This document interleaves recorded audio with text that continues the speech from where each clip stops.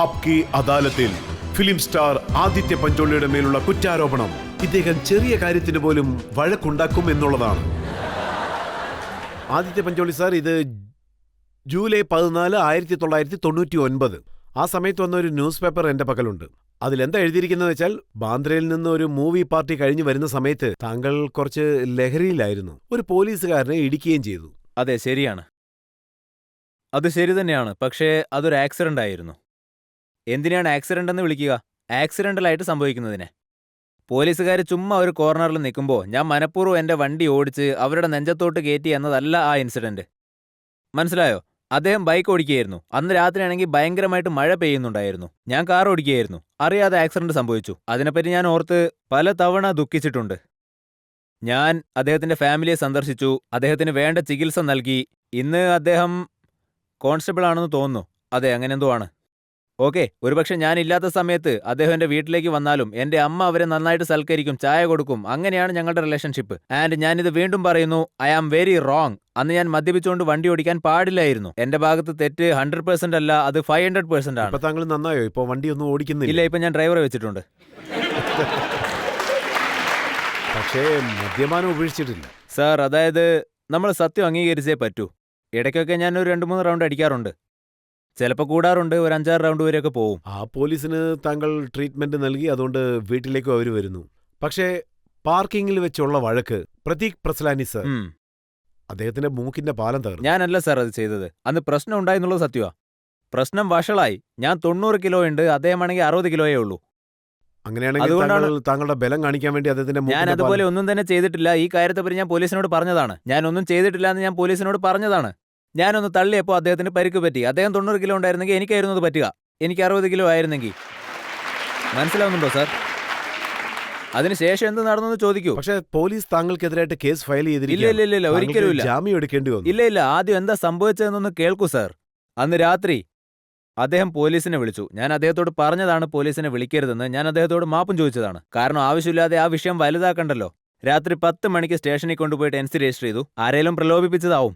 Okay, ഈ NCയുടെ കാര്യം ഞാൻ രാവിലെയാണ് അറിഞ്ഞത്. ഞാൻ അപ്പം തന്നെ പോലീസ് സ്റ്റേഷനിലേക്ക് വിളിച്ചു. പബ്ലിക്കിന് NC ഒന്നും അറിയില്ല. താങ്കളുടെ മേൽ ധാരാളം കേസ് ഉള്ളതുകൊണ്ട് താങ്കൾക്ക് ഇതെല്ലാം നന്നായിട്ട് അറിയാം. NCയുടെ ഫുൾ ഫോം അങ്ങനെ എന്തോ ആണ്. NCയുടെ കാര്യം എടുത്താൽ അത് ആർക്കെതിരെയും പ്രയോഗിക്കാവുന്നതാണ്.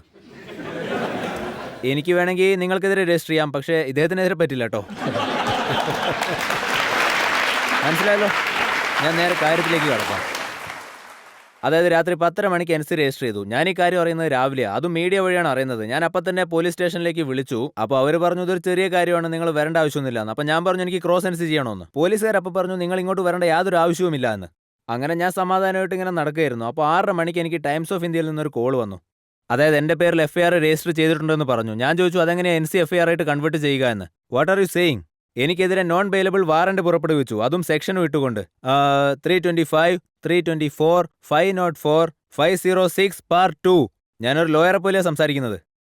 ഇപ്പോ സാർ, പോലീസ് എന്നെ അറസ്റ്റ് ചെയ്യാൻ നോക്കുകയാണ്. എന്തോ ഈശ്വരാനുഗ്രഹം കൊണ്ട് ഞാൻ എൻ്റെ വണ്ടി എടുത്ത് പോയ ഉടനെ പോലീസ് വണ്ടി എൻ്റെ വീടിൻ്റെ മുന്നിൽ വന്നു. അന്ന് രാത്രി അവരെന്നെ പിടിച്ചിരുന്നെങ്കിൽ അന്ന് രാത്രി ഞാൻ പോലീസ് സ്റ്റേഷനിൽ കിടക്കേണ്ടി വരുമായിരുന്നു. പിറ്റേന്ന് രാവിലെ എന്നെ കോർട്ടിൽ ഹാജരാക്കുമായിരുന്നു. ഞാൻ നേരെ ജഡ്ജി സാറിൻ്റെ അടുത്തേക്ക് പോയി.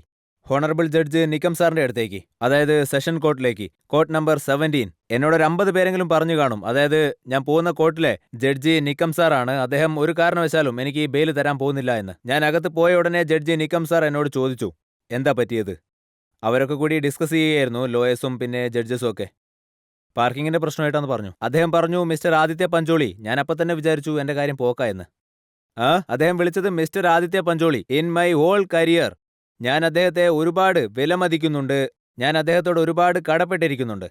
ഹി സെഡ്, ആദിത്യ പഞ്ചോളി, ഞാൻ എൻ്റെ ജീവിതത്തിൽ ആർക്കും ഇതുവരെ ഇന്ററിം ബെയിൽ കൊടുത്തിട്ടില്ല എന്ന്. പക്ഷേ ഈ ഒരു സംഭവം ആർക്കും സംഭവിക്കാം. ഓരോ ദിവസവും എന്റെ ബിൽഡിങ്ങിലും പാർക്കിങ്ങിന്റെ പേരിൽ പല പ്രശ്നങ്ങളും സംഭവിക്കുന്നുണ്ട്. അദ്ദേഹം എനിക്ക് ഇന്ററിം ബെയിൽ തന്നു. അടുത്ത ദിവസം ആന്റിസിപ്പേറ്ററി ബെയിൽ തന്നു.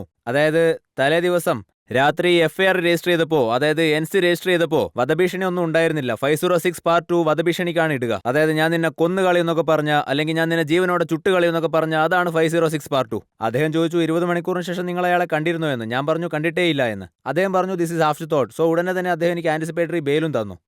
ഞാൻ അദ്ദേഹത്തിന്റെ വിധിയെ മാനിക്കുന്നു. പക്ഷെ താങ്കൾക്കും ദാവൂദ് ഇബ്രാഹിമിനും തമ്മിൽ എന്തോ ബന്ധമുള്ളതായിട്ട് ന്യൂസ് പേപ്പറിൽ എഴുതി. സാർ, പത്രങ്ങളിൽ എഴുതുന്നത് കണ്ട് നിങ്ങളിപ്പോൾ ചിരിക്കുകയാണ്. പക്ഷേ ഇത് എത്ര സീരിയസ് ആണെന്ന് ആലോചിച്ച് നോക്കൂ. ഒന്ന് നോക്കുകയാണെങ്കിൽ നമുക്കറിയാവുന്ന ന്യൂസ് പേപ്പർ തന്നെയാണ്, ഹിന്ദി ന്യൂസ് പേപ്പർ. അതിലെന്താ എഴുതിയിരുന്നെന്ന് വെച്ചാ, ആദിത്യ പഞ്ചോളി മുംബൈയിൽ ഇത്ര അഹങ്കാരത്തോടെ ഇരിക്കുന്നതിന്റെ കാരണം, ഇത്ര ധൈര്യത്തോടെ ഇരിക്കുന്നതിന്റെ കാരണം, അതിന്റെ കാരണം ആദിത്യ പഞ്ചോളിയുടെ ഭാര്യ സെറീന വഹാബ്. ഹാ, എന്റെ ഭാര്യയുടെ കാര്യമെടുത്താ 17 വയസ്സ് മുതൽ സിനിമ ഇൻഡസ്ട്രിയിൽ അവൾ വർക്ക് ചെയ്യുന്നുണ്ട്. മാത്രമല്ല, ഇതുവരെ ഒരാൾ പോലും അവൾക്ക് നേരെ വിരൽ ചൂണ്ടി സംസാരിച്ചിട്ടില്ല. അവൾ ഒരുപക്ഷെ മുസ്ലിം ആയിരിക്കാം, പക്ഷെ ഞാൻ പറയുന്നു, അവൾ എന്നെ സംബന്ധിച്ച് ദൈവമാണ്. അവളെ പറ്റിയാണ് സാർ എഴുതിയത്. ഇത് ചിരിക്കേണ്ട കാര്യമല്ല. അവരെഴുതിയത് എന്റെ ഈ അഹങ്കാരത്തിന്റെ കാരണം. അതിന്റെ കാരണം ആദിത്യ പഞ്ചോളിയുടെ വൈഫ് സെറീന വഹാബ് ദാവൂദ് ഇബ്രാഹിമിനെ പോയിട്ട് രാഖി കെട്ടുന്നുണ്ട്, അതുകൊണ്ടാണത്രേ. എഴുതുന്നതിന് മുമ്പ് ചിന്തിക്കാത്ത വിഡ്ഢികളാണിവർ. മുസ്ലിങ്ങൾ രാഖി കെട്ടുന്ന ശീലമുള്ളവരാണോ? ഞാൻ ഭട്ട് സാറിനോട് വളരെയധികം കടപ്പെട്ടിരിക്കുന്നവനാണ് എന്നും. ആ കടപ്പാട് ഞാൻ ഒരിക്കലും മറക്കില്ല. എനിക്ക് നിങ്ങളുടെ ഇന്ത്യ ടിവിയിലാണ് ഈ ഒരു പ്ലാറ്റ്ഫോം കിട്ടിയത്. നാളെ ഞാൻ ഓടേണ്ടവനായിരുന്നു. ഈ അടുത്ത ദിവസം ഞാൻ ഇന്ത്യ ടിവിയിൽ ലൈവ് വന്ന ആ ദിവസം എന്നെ ഭട്ട് സാർ വിളിച്ചു. അപ്പൊ ചോദിച്ചു, എടാ വിഡ്ഢി ആദിത്യേ, നീ എന്തായി ചെയ്യുന്നത്? നീ നിന്റെ ഭാഗം പറയില്ലെങ്കിൽ ആളുകൾ നിന്നെ കുറ്റവാളിയാണെന്ന് പറയും. I am very grateful Bhatt sir. ഞാൻ എന്റെ ജീവിതത്തിൽ ഒരിക്കലും അദ്ദേഹത്തെ മറക്കില്ല.